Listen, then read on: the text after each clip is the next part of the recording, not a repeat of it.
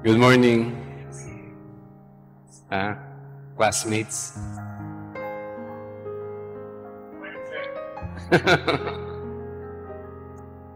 Ngay Teacher Jomel tayo ngayon. Sabi nung, ang mga Kristiyano daw, pilgrims. Parang life field kung saan-saan. McDonald's, saan pa ba? Sa Mayfield. Saan pa ba tayo napunta? McDo nga, tas Mayfield. Tas Faith, yung basketball court, canteen, ngayon room 102. Clubhouse, so minsan, di ba? So, pilgrims talaga tayo. Wala tayong permanenteng residente, lugar. Para tayo yung panahon ni Moises. So, ready na ba kayo mag-worship sa Lord? Amen. Handa natin yung mga sarili natin para tayo ay sumamba sa Panginoon. Okay? Request natin si Luis na huwag masyadong sabihan na naman ako, nangangatwiran ka na naman. So, ready natin yung puso natin. Tandaan natin, ang sinasamba natin ay ang Panginoon, tagapaglikha ng langit at lupa. At siya yung kasama natin ngayon. Marapat na ibigay natin sa Kanya yung ating taus-pusong pagsamba. Pwede bang maanyayahan kayong lahat na tumayo? Tayo po ay mananalangin.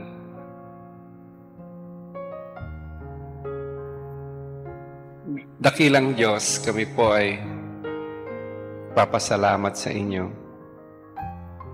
Napakabuti mo at sa lahat ng panahon, Panginoon, sa bawat yugto ng aming buhay, sa aming mga pag-angat, sa aming pagbaksak, sa aming kagalakan, maging sa aming kalungkutan, sa aming tuwa, sa aming luha. Ikaw po, Panginoon, ang soberano sa lahat. Maging mga plano namin sa buhay, tanging kayo, O Diyos, ang soberano sa lahat. Papasalamat kami, binigyan mo kami ng pansin.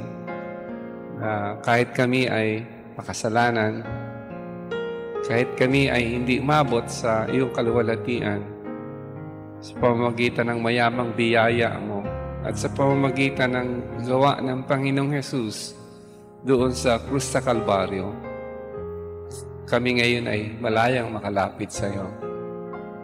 Magbigay ng papuri na karapat-dapat, pagsamba na karapat-dapat. Panginoon, mahal po namin kayo. Ikaw ang una nagmahal sa amin at ikaw ang patuloy nagtuturo kung paano ka namin mamahalin. Ngayong umaga, handa mang bawat puso. Patawarin mo kami kung ano man ang sala namin. Handa mo kami para maitawid namin sa iyo ang aming pagmamahal sa pamamagitan ng aming pag-awit, sa pamamagitan ng aming panalangin, maging sa pakikinig ng iyong banal na salita. Pagpalain mo ang bawat tatayo ngayong umaga, tulungan mo kami sa iyong biyaya, maitawid namin ang ninanais mong maganap sa aming buhay.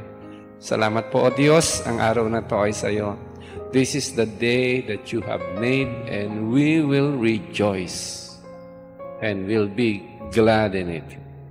Thank you, Lord. In Jesus' name we pray, and everybody would say, Amen, Amen. Basahin po natin yung awit, 33, 1 hanggang 5. Kayong mga matuwid, sumigaw kayo sa galak dahil sa ginawa ng Panginoon. Kayong namumuhay ng tama, nararapat ninyo siyang purihin. Pasalamatan ninyo ang Panginoon sa pamamagitan ng mga alpa at mga instrumentong may mga kwerdas. Awitan nyo siya ng bagong awit. Tugtugan nyo siya ng buong husay at sumigaw kayo sa tuwa. Ang salita ng Panginoon ay matuwid at maaasahan ang kanyang mga gawa. Ninanais ng Panginoon ang katwiran at katarungan. Makikita sa buong mundo ang kanyang pagmamahal. Let's worship the Lord.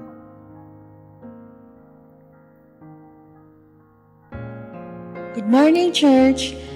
Today we gather to praise and worship our Lord and Savior Jesus Christ. This song is a reminder of the hope and joy that we have in Christ. He is our living Savior and He is coming again. Let us worship Him with all our hearts today.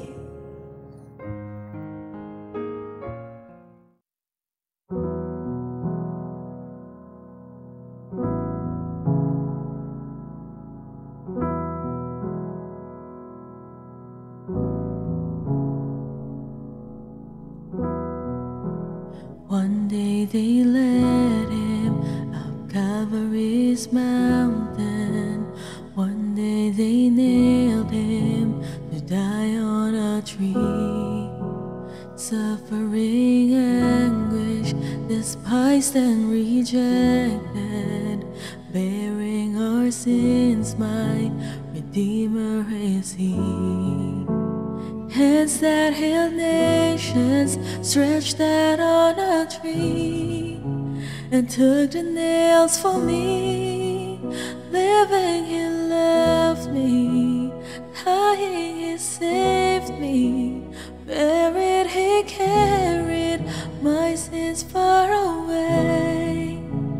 Rising He justified freely forever. One day is coming, oh glorious day, oh glorious day.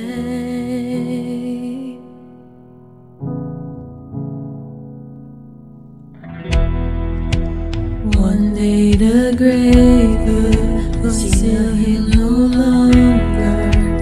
One day the stone rolled away from the door. Then He so for death He had conquered. Now He's ascended, my Lord evermore. Death could not hold Him, the grave could not keep Him from rising again. Living He loved me, dying He saved me, buried He carried my sins far away. Rising He justified freely forever. One day He's coming, oh glorious day, oh glorious day, glorious day.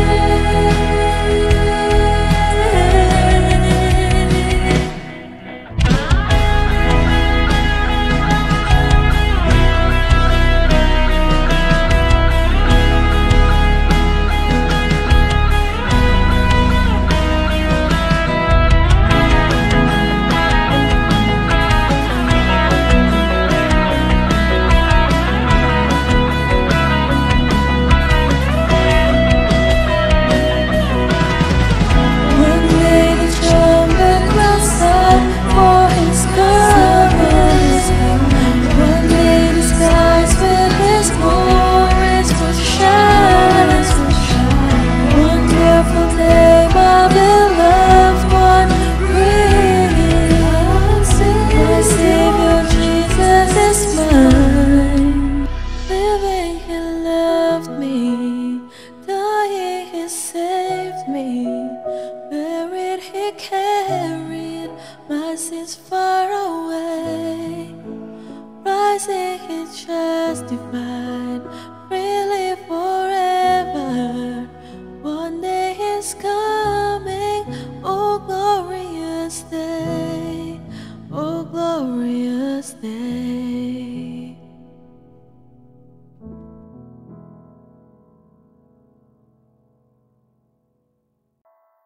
Amen. Palakpakan po natin ating Panginoon. Let's continue to sing, Yet Not I, but Through Christ in Me.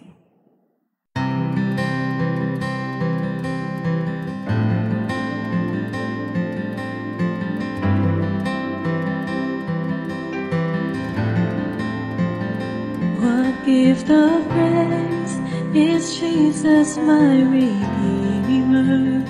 There is no more for heaven now to give. He is my joy, my righteousness and freedom, my steadfast love, my deep and boundless peace. To this I hold, my hope is only Jesus. For my life is wholly bound to His. Oh, how strange and divine, I can sing all His life, yet not I, but through Christ in me.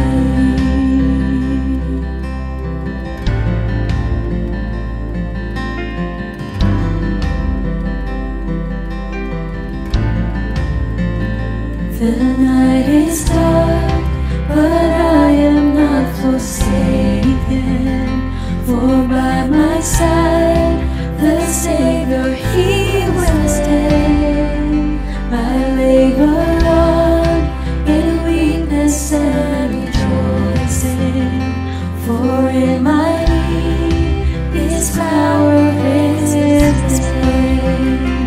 To this I hold, my shepherd will defend me. Through the deepest valley He will lead. Oh, the night has been won, and I shall overcome. Yet not I, but through Christ in me.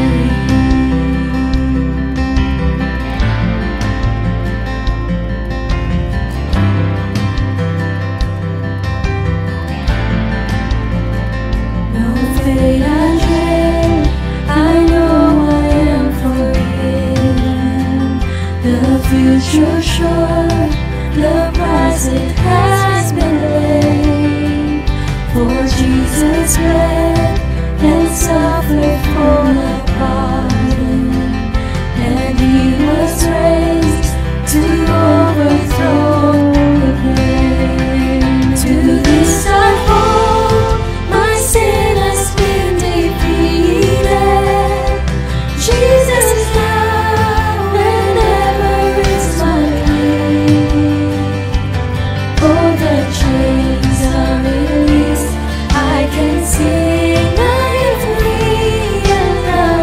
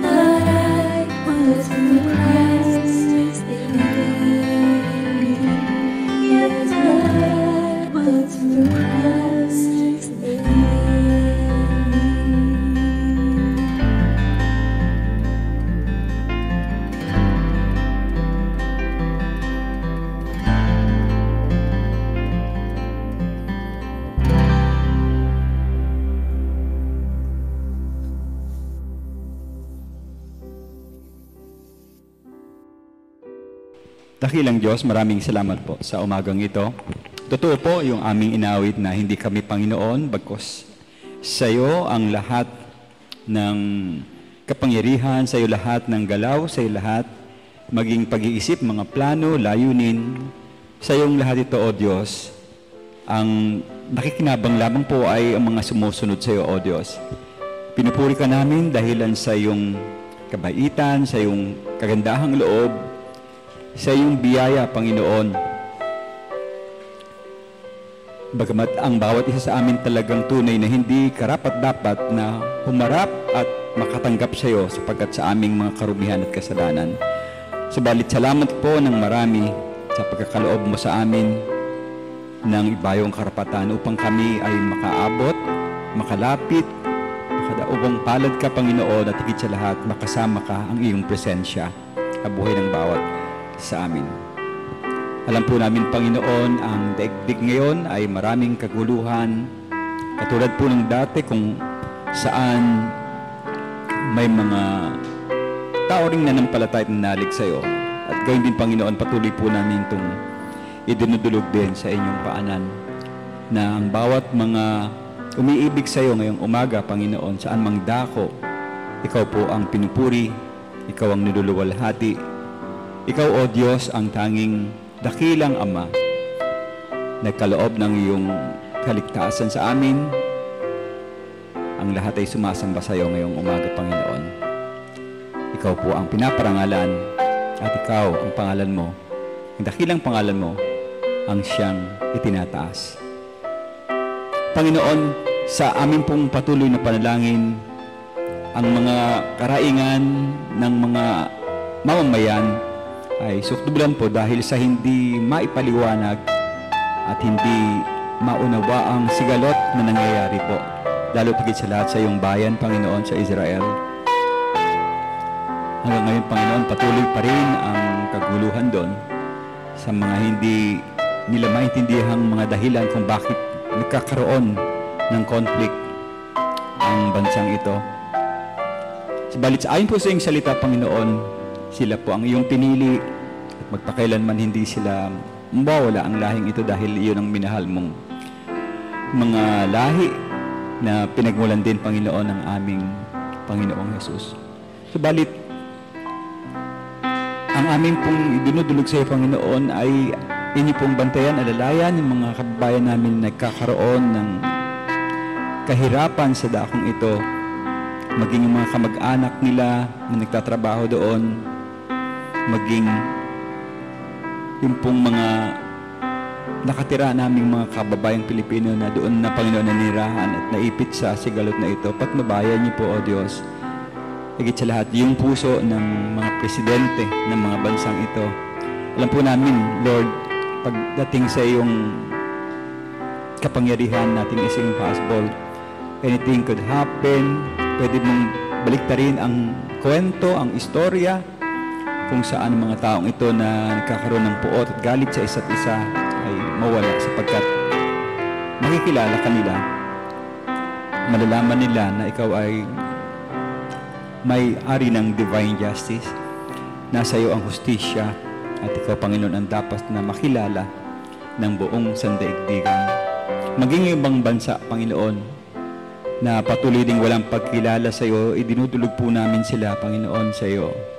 Baguhin mo po ang kanilang puso, baguhin mo ang kanilang pagtrato sa mga tao na dahilan sa kanilang pagiging hambog at kayabangan, tinataas nila ang kanilang sarili, nakadepende sila sa kalakasan ng kanilang mga armas ng pandigma.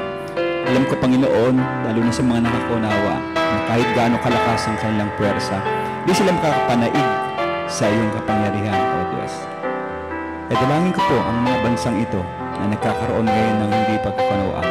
Sa iyo lang, Panginoon, ang tanging solusyon na ang mga puso ng mga taong ito ay mabago. Gamitin mo po yung mga mananampalataya sa tamang paraan at landas ng panghihikayat at hindi sa pananakot, hindi sa pangmamaltrato, hindi sa pagpapakilala ng iyong ebanghelyo ng kaligtasan sa mga taong ito. dinudulog pa rin namin, Panginoon, maging ang amin pong bansa, ang mga liderato ng pamahalaan, kahit na bayan mo rin, O Diyos. Sana nga po hindi sila magpa-apekto sa bagay na ito. Maging po ang kalagayan ng bulkan, mga bagyo na palaging aming namamataan, mga pag-ulan, pagbaha. Ingatan niyo rin, Panginoon, ang bawat isa sa amin.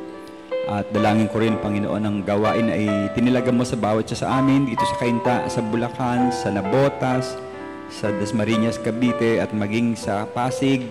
Kasama na rin po ang aming kapatid sa ibang bansa, si Pastor Vince. Sa inyo po namin, Panginoon, idudulog lahat ng mga pangailangan ng aming mga pastor, manggagawa. Maraming salamat po sa kanilang dedikasyon, Panginoong Diyos. At alam ko po na sila ay may mga karamdaman, yung iba, si Pastor Raymond, Pastor Jomel, dahilan po maarahil sa pagbago-bago ng klema ng panahon, patuloy nyo silang ingatan at patnubayan at pagkalooban nyo rin ng kalunasan ng kanilang mga nararamdaman. Maging si Brother Sunny ay sinasama ko rin. Payapain nyo rin po ang kanyang isip sa pabago-bagong BP pressure niya, kanyang blood pressure, Panginoon, ay pabago-bago. Dalangin ko, Lord, na kayo ang magkakaloob din sa kanya, Panginoon, ng kapayapaan ng kanyang isip. At lapatan mo po ng tamang address ng pananampalataya ang aming kapatid na ito upang siya ay makapagpatuloy rin sa paglilingkod sa iyong gawain. Dalangin ko rin po ang malapit na nagaganap naming kampo, Diyos. Sa ngayon po ay kami nagtitiwala sa inyo na kayo ang magiging gabay namin sa gawaing ito. Kayo po ang aming hiningal ng tulong upang manguna sa gawaing ito. Dinadalangin ko ang lahat ng mga pangangailangan, physical, financial, as well as spiritual. I'm praying na itong cup na ito ay magamit as an instrument para sa aming pagbabago ng aming mga puso, sa mga salita na aming maririnig, sa mga katuruan na galing sa banal na kasulatan patungkol po sa pagmamahal sa Diyos, pagmamahal sa kapwa, at pagmamahal sa iyong dakilang salita. Ingatan niyo rin po maging ang aming pagbabayad ng aming mga kailangang bayaran doon sa Jabez. Samahan niyo kami, Panginoon, na makumpleto namin ang kabayaran po. Ang amount na hinihiling ng Jabez sa mga susunod na araw at hanggang sa matapos din po yung gawain doon, ay makumpleto namin yung aming payment sa kanila. Tulungan niyo kami sa bagay na ito, O Diyos. Samahan niyo rin po kami sa araw na yon na magkaroon ng maayos na panahon at magandang senaryo po ng aming pagkakaroon ng gawain doon.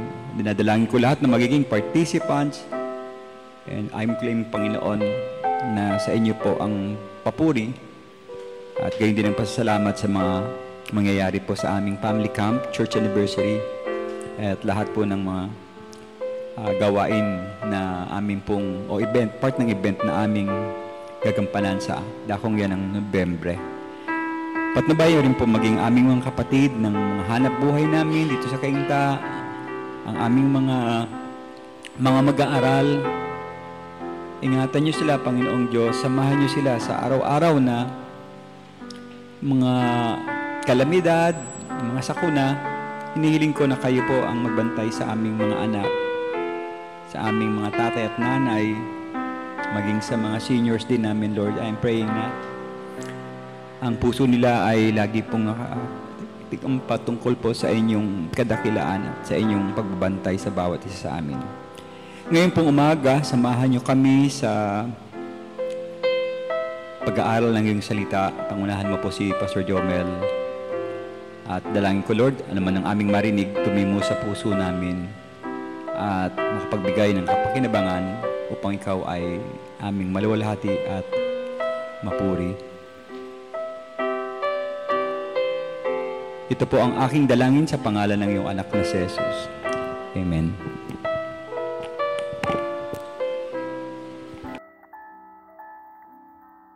Salamat. Brother Levy, good morning. At salamat sa Panginoon. Alam niyo yung noong 2020, yung dumating yung COVID, ito yung pinaka-down moment ng personal kong buhay. Hindi ko alam kung masasalba pa kami ni Sen, buhay pa kami. Kasi tahimik lahat, di ba? Naka-quarantine lahat, tapos nasa bahay ka lang, wala kang ginagawa. Tapos, move forward, 2023. Na-survive natin, no? Biyaya ng Diyos. Pero hindi natin alam yung mga susunod pang mangyayari sa buhay. Kagaya bigla nagkagera ngayon sa Israel, no? Sa Gaza. And then yung mga susunod na events, hindi natin alam. Ang sigurado lang tayo, meron Diyos na nangangalaga sa atin. Kaya sabi dun sa pangalawang Korinto, 9:7-8, kaya ng Diyos, pagkalooban kayo na masaganang pagpapala sa lahat ng bagay, upang maging masagana kayo sa lahat ng uri ng mabuting gawa, habang pinupunan ang lahat ng inyong mga pangangailangan sa tuwina. Sa ating pagbibigay, alalahanin natin na we are just being thankful to God, and then we're giving God glory for all the things He has done in our lives. We do not own anything, but we want to recognize God for who He is. He is the owner, the creator of everything, including our lives. And it is not a sacrifice for us, but a wonderful privilege to give to the Lord. Kaya nga, sabi nung verse 7, ang bawat isa ay magbigay ayon sa pinasya ng kanyang puso, hindi nanghihinayang o napipilitan lamang, sapagkat iniibig ng Diyos ang masayang nagbibigay. Tayo po ay pasalamat sa Panginoon. Dakilang Diyos, maraming salamat sa pribileyo ng pagbibigay. Nawa po, Panginoon, matuwa ka, malugod ka, na sa aming buhay, tinatanghal ka namin. Hindi lang po sa aming salita, kundi sa bawat bahagi ng aming buhay. Maging ang aming mga tinatangkilik, inaari namin na ito ay kayo ang nagmamayari at kami ay pawang mga katiwala lang. Salamat po, O Diyos. Pinupuri ka namin, sinasamba ka namin sa pangalan ni Jesus. Amen.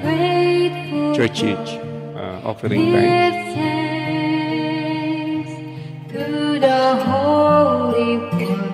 Give thanks because it's given Jesus.